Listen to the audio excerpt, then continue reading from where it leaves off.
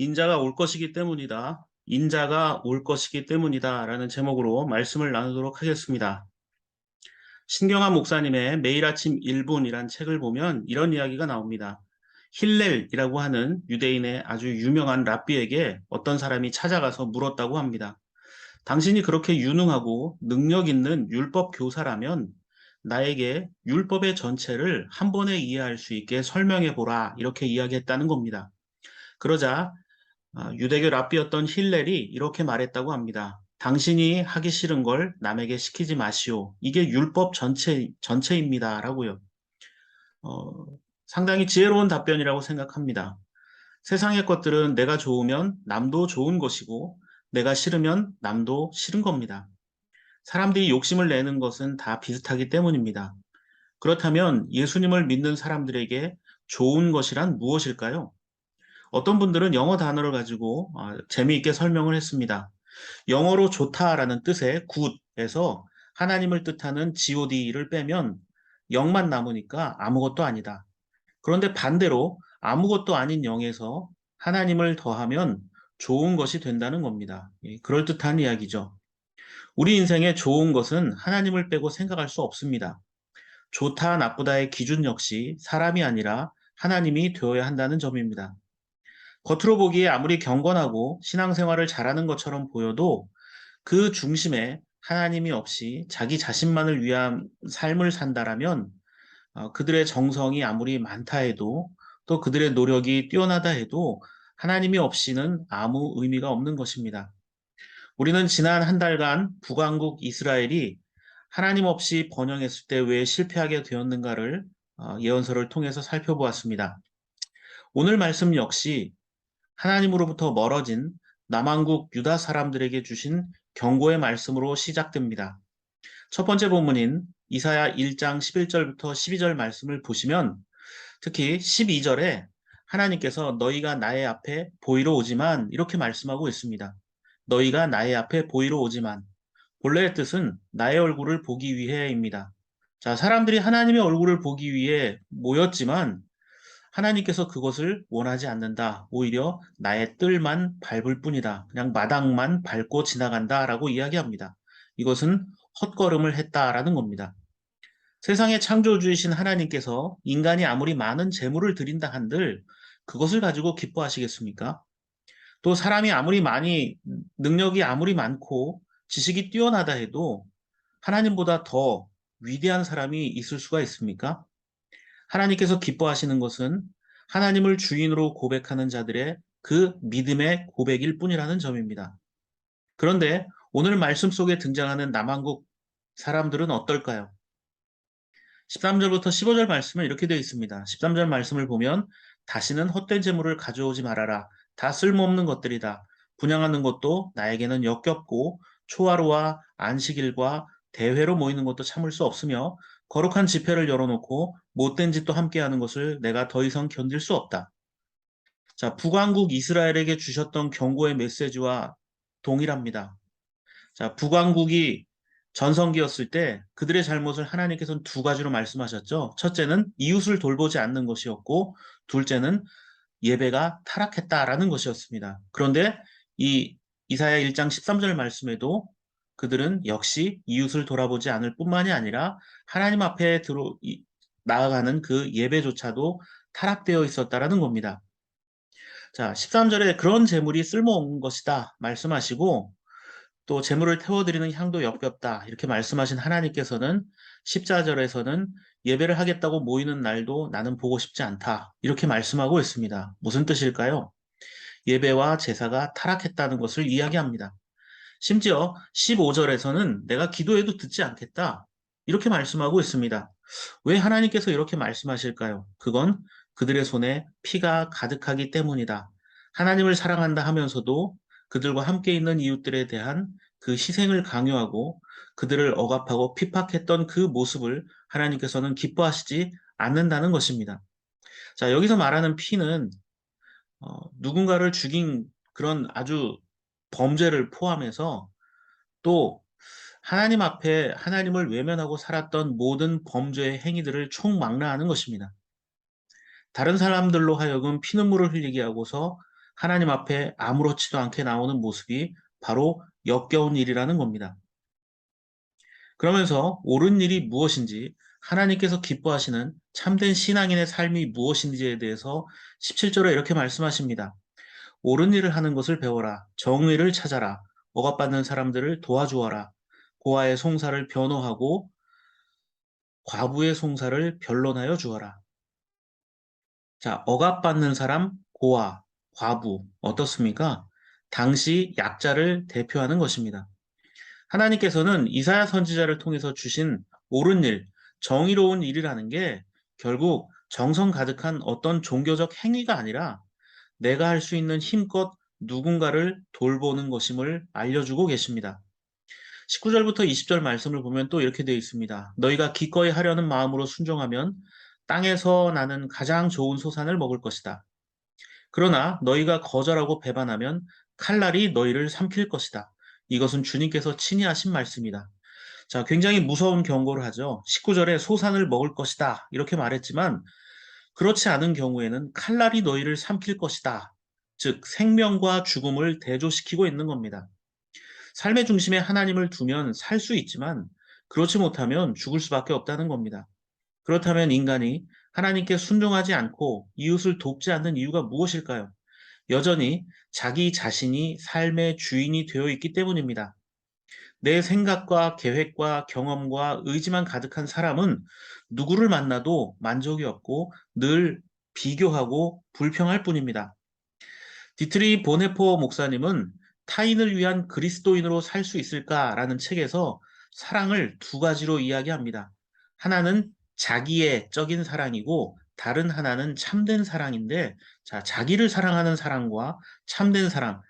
자, 구분하기가 쉽지 않지만 딱 하나의 차이가 있다고 합니다. 그러니까 이기적 사랑과 이타적 사랑에는 큰 차이점이 하나 있는데 그분의 글을 인용해 보겠습니다. 자기애와 참된 사랑은 힘과 열정, 사랑의 절대성을 동일하게 가지고 있지만 그 목적이 전혀 다릅니다. 자기애는 나 자신이 목적이고 참된 사랑은 하나님과 이웃이 목적이기 때문입니다. 자, 어떤 일을 하건 결국 나의 이익을 위해서 한다. 예, 그건 하나님의 뜻이 아닐 겁니다. 그러면서 자기애는 타인에게 무엇을 요구하지만 참된 사랑은 타인에게 아무것도 원하지 않고 오직 모든 것이 타인을 위한 것이기를 바란다라고 이야기합니다. 뭐 대표적으로는 부모님의 사랑이 그렇죠. 이타적인 사랑, 철저히 사랑을 하는 대상을 모든 결과가 향하도록 합니다. 이러한 삶을 사는 자들을 두 번째 본문인 히브리서에서는 믿음으로 사는 삶이다라고 이야기합니다. 그러면서 대표적인 인물로 아브라함을 이야기합니다. 히브리서 11장 8절 말씀을 보십시오. 믿음으로 아브라함은 부르심을 받았을 때 순종하고 장차 자기 몫으로 받을 땅을 향해 나갔습니다. 그런데 그는 어디로 가는지를 알지 못했지만 떠난 것입니다. 사람들은 확실하지 않으면 움직이려 하지 않습니다. 주식을 투자하거나 어느 길을 가거나 어떤 사업을 시작할 때 사람들은 좀 더 명확하고 확실하고 보다 안정적인 것을 추구하려 합니다. 불확실한 것을 사람들은 불안하고 실패할 것이라고 염려하기 때문입니다.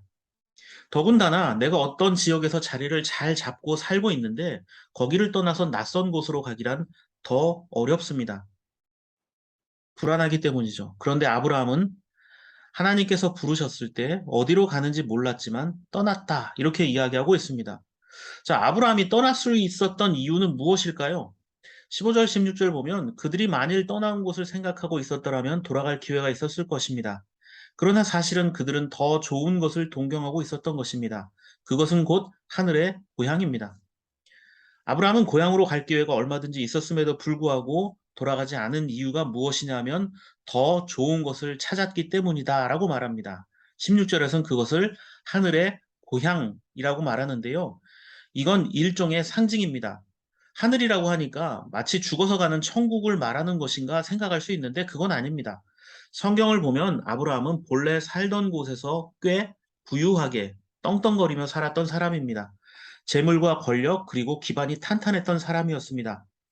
그런데 그 모든 것을 버리고 떠날 수 있었다는 것은 그것보다 더 좋은 것을 찾았기 때문입니다. 다시 말하자면 보는 눈과 가치관이 바뀌었다는 겁니다.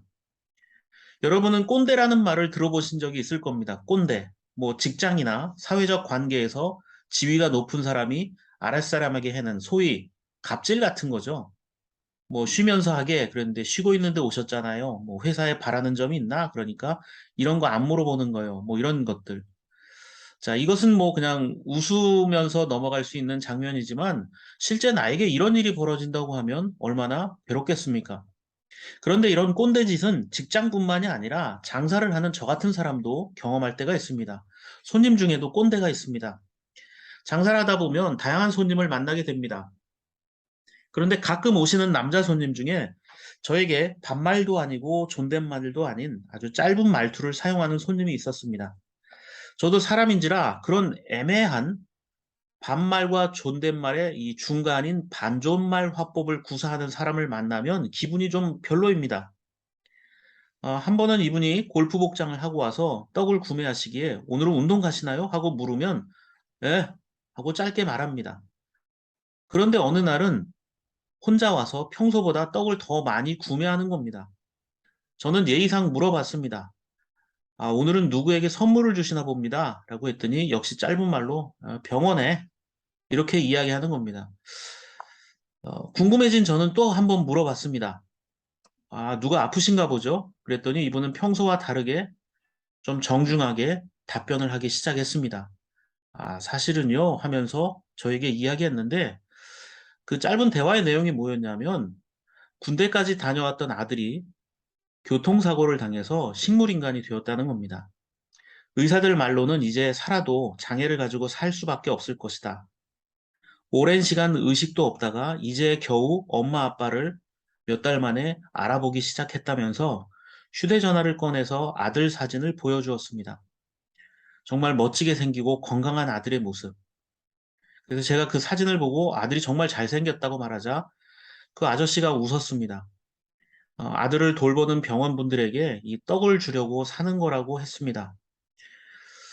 저도 어떻게 위로할 말이 생각나지 않아서 평소보다 조금 더 떡을 담아드리며 기도하겠다고 하자 고맙다고 말씀을 하고 나갔습니다. 그렇게 인사를 하고 나가는 그 손님의 뒷모습을 보는데 꼰대라 여겼던 남자의 모습은 사라지고 그저 기도해주고 싶은 불쌍한 아버지가 보였습니다. 자, 무엇이 달라졌을까요?